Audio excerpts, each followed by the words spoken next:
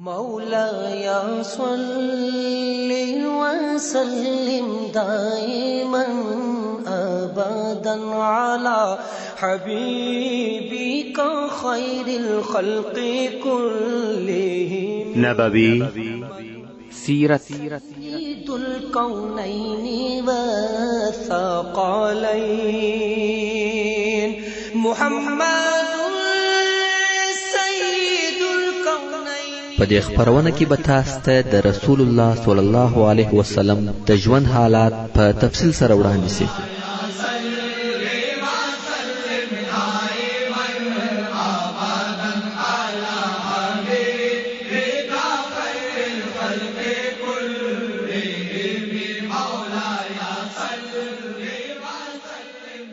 تعليم الإسلام.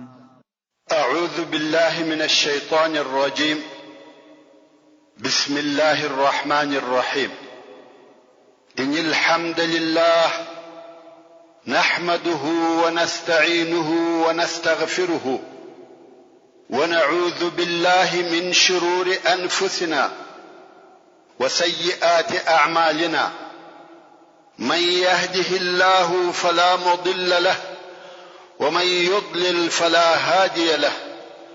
وأشهد أن لا إله إلا الله وحده لا شريك له وأشهد أن محمدا عبده ورسوله. أما بعد، محترم ورونو، موږ هغه موضوع بیانول چې د قریشو مشران ورسول الله صلی الله علیه و آله وسلم ته راټول سوي و او د معجزو غوښتنه ځینې کول او ورته ویل یې تر تا د مخه ټولو انبیاو و خپلو قومو ته معجزې راوړي دي او تا موږ ته معجزه نه ده راوړې. رسول الله صلی الله علیه و آله وسلم وفرمایل ما تاسې ته د رب عز وجل کلام راوړی دی. کفار ویل یا که ته غواړې چې موږ ستا دین ته داخل سو نو تا ته دا معلومه ده چې زموږ مځکه د هر چا تر وطن تنګه ده، شاوخوا غرونه را باندې را ګرځېدلي دي او اوبه هم هیڅ نه لرو، اقتصادي حالت مو ډیر تنګ دی.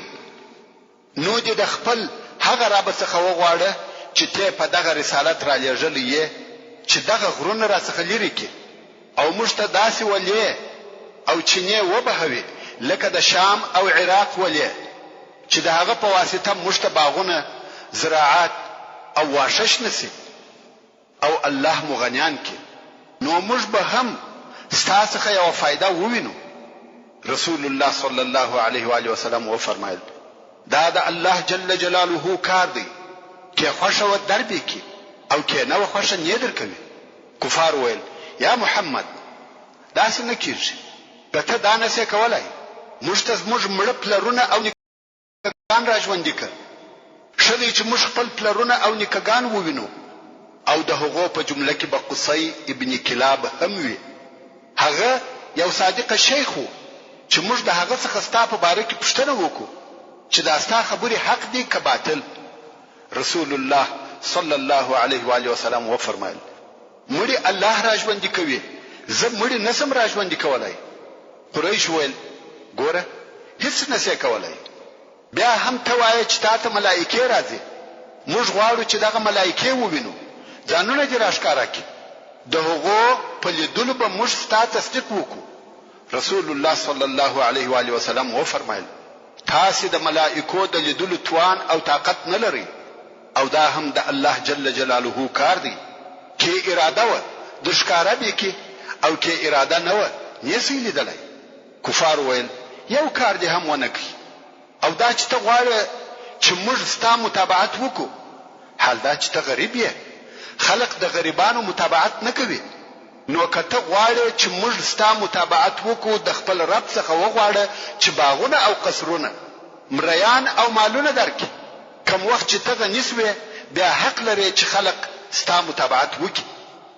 رسول الله صلی الله علیه و آله وسلم وفرمایل د الله جل جلاله رسالت او نبوت بلکې ټول فضیلتونه په غنا پورې تعلق نه لري. مال سړی و الله ته نه نږدې کوي، بلکې تقوا او وحی دي چې انسان او رب سره نږدې کوي. نه زه دا کار کوم او نه زه هغه څوک یم چې د خپل رب څخه دغه شیان غواړي. کفار ویل ښه اوس خو دې زموږ د غوښتنو سره برابر یو کار هم ونه کوي او ته همیشه موږ د الله په عذاب بیروي. نو اوس موږ و دغه عذاب ته تیار او آماده یو. اسمان را باندې ونړوه ټوټه ټوټه یې کړ را باندې راوایچوه چې موږ ستا عذاب ووینو چې دا دې په وسه پوره دی که یا؟ رسول الله صلی الله علیه و آله وسلم وفرمایل دا هم د الله جل جلاله په اراده پورې تعلق لري. دلته نو قریش ورته وویل والله ته کاذب یې، هیڅ شی دې په وسه نه دی پوره، بلکې ستا استاد یو نفر دی چې نوم یې رحمان دی او په یمامه کې اوسېږي. یمامه په جزیره العرب کې یا خاصتا په نجد کې د یو ځای نوم دی او ته موږ د هغه سړي په عبادت سره امر کوي. قریشو به داسې ویل چې رحمان د الله جل جلاله د نومو څخه نه دی، لکه څرنګه چې دغه موضوع په باره کې الله عز وجل د سورة الفرقان په 8 نمبر آیات کې فرمایي وَإِذَا قِيلَ لَهُمُ اسْجُدُوا لِلرَّحْمَنِ قَالُوا وَمَا الرَّحْمَنُ أَنَسْجُدُ لِمَا تَأْمُرُنَا وَزَادَهُمْ نُفُورًا أَنَسْجُدُ لِمَا تَأْمُرُنَا وَزَادَهُمْ نُفُورًا. یعنی کوم وخت چې به دا کفارو ته وویل سو چې رحمان ته سجده او عبادت کوي، دوی وایي چې رحمان څه دی؟ آیا موږ به هر هغه شي ته سجده کوو چې ته مو امر کوي؟ او دغه د رحمان د نامه یادول د ایمان څخه د دوی نفرت ورزیاتوي.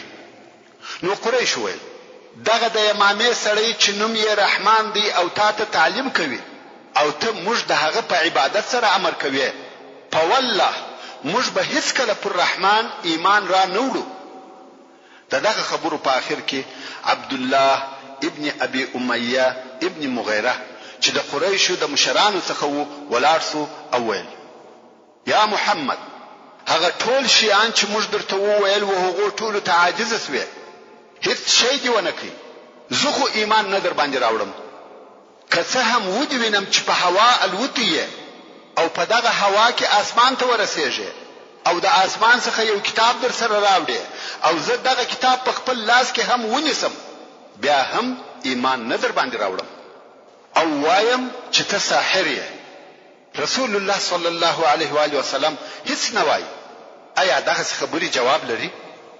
بیا نور وویل والله موږ پر تا ایمان نه راوړو تر څو چې الله ونوینو او ټول ملائکه ونوینو چې دغه الله ته راځي. کوم دا ولیده بیا نو ایمان راوړو، بل دغه څخه زموږ ایمان راوړل هیڅ امکان نه لري. رسول الله صلی الله علیه و آله وسلم دغه ټول خبرې اوري او چپ خوله دی، هیڅ نه وایي. او بیا دغه سوال او جواب په باره کې د سورة بني اسرائیل دغه آیاتونه نازل سو چې الله عز وجل فرمایي وقالوا لن نؤمن لك حتى تفجر لنا من الارض ينبوعا. او قریش وایي یا محمد تر هغه وخت به پر تا ایمان را نوړو تر څو چې جاری کې ته موږ لره د مځکې څخه بهیدونکې چینه او تكون لك جنة من نخيل وعنب فتفجر الانهار خلالها تفجيرا.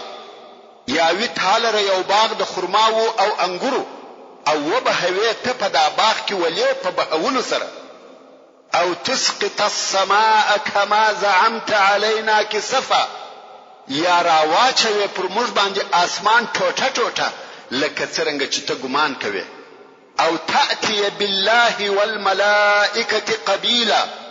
یا چراولې الله او ملائکه مخامخ ښکارا چې موږ یې ووینو. او يكون لك بيت من زخرف. یا وی تعالی یو کور چې پسرو زرو شایسته سوی وي. او ترقى في السماء. یا چې په اسمان کې لوړ وخېږي. ولن نؤمن لرقيك حتى تنزل علينا كتابا نقرأوه. او هیڅ کله بستا پتش او یوازې خطلو ایمان را نوړو تر هغه چې راکشته کې پر موږ داسې یو کتاب چې موږ یې لولو او ستا تصدیق پکې موجود وي. قل سبحان ربي هل كنت الا بشرا رسولا. یا محمد صلی الله علیه و آله وسلم دوی ته ووایه زما رب ته پاکی ده، آیا یم زه یعنی زه نه یم مگر یو انسان را لېږل سوی.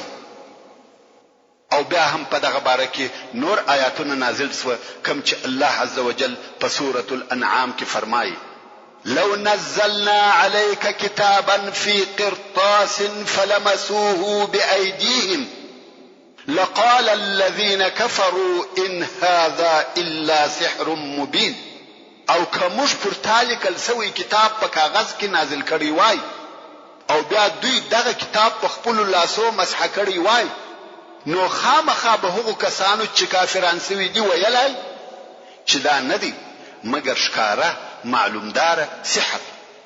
وقالوا لولا انزل عليه ملك او کفار به ویل ولی پر د ملک نه نازلیږي یعنی د اسمان څخه ولی ملک نور ترازی چې موږ یې ووینو. ولو انزلنا ملكا لقضي الامر ثم لا ينظرون. او که موږ ملک نازله کړی وای نو خامخا به د دوی د هلاک خبره فیصله سوی وای بیا به دوی ته مهلت نه وای ورکول سوی. ورونو د آیاتو په ترجمه کې ډېرې خبرې او تفصیل شته خو زه نه غواړم چې زموږ د سیرت النبي صلی الله علیه و آله وسلم مضمون و تفسیر ته واوړي نو ځکه په مختصره او کوتاه ترجمه سره کفایت کوم. الله عز وجل فرمایي ولو جعلناه ملكا لجعلناه رجلا وللبسنا عليهم ما يلبسون. او کچیر موږ دا رسول ملکه ګرځولې وای یعنی انسانانو ته مو پر رسالت ملکه را لېږلې وای نو خامخا به موږ دغه ملکه د یو سړي په شکل ګرځولې وای ځکه انسان د ملکې د واقعي شکل د لیدلو طاقت نه لري.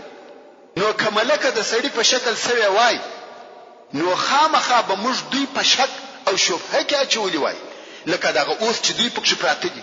یعنی اول خو مو ملائکه په دې سبب پر رسالت نه راولېږل چې انسان د ملائکې د لیدلو توان او طاقت نه لري او کې فرضاً د ملکې د لیدلو طاقت یې هم راوړی وای او بیا یې هغه ملکې ته د درواغو خطاب کړی وای نو فوراً عذاب پر نازلې دی. نو ملکه خو په دغه سببو نه راولېږل سوه او کوم بیا چیرې ملکه د انسان په شکل او صورت کې را لېږلې وای نو دغه شک او اشتباه چې اوس یې پر تا کوي پر هغه ملکه هم کاوه. ورونو اوس خو درته معلومه سوه چې د سیرت معلومات او د رسول الله صلی الله علیه و آله وسلم په ژوند خبرېدل د قرآن مجید د معنا د پوهېدلو دپاره څونه فایده لري. که د رسول الله صلی الله علیه و آله وسلم د ژوند په دغه واقعاتو نسو خبر دغه آیاتو په ترجمه هم نسو پوهېدلی. ښه دلته یوه پوښتنه پیدا کیږي چې رسول الله صلی الله علیه و آله وسلم د کفارو دغه غوښتنې ولې نه کړې ور د سره یعنی هغه شیان چې دوی غوښته رسول الله صلی الله علیه و آله وسلم ولې نه کړې ورته موجود او معجزې یې ولې نه کړې ورښکاره. جواب د دې څو سببه وه. اول هغه انبیاء علیهم السلام چې تر رسول الله صلی الله علیه و آله وسلم د مخه وه آیا هغو خپل قومو ته معجزې نه کړې ورښکاره؟ موسی علیه السلام و فرعون او د هغه قوم ته نه معجزې ورښکاره کړې او هر یوه یې تر هغه د مخنی معجزې لو او مشکله آیا هغو یعنی د فرعون قوم دغه معجزو په لیدلو ایمان راوړي یا نه راوړي؟ د قریشو د معجزو غوښتنه د ایمان راوړلو دپاره نه وه بلکې جدل او کج بحث وه. آیا عیسی علیه السلام معجزې نه راوړي؟ راوړي مگر قوم یې ایمان نه راوړي. نو الله عز وجل په قرآن مجید کې دا هم ذکر کړی دی چې دا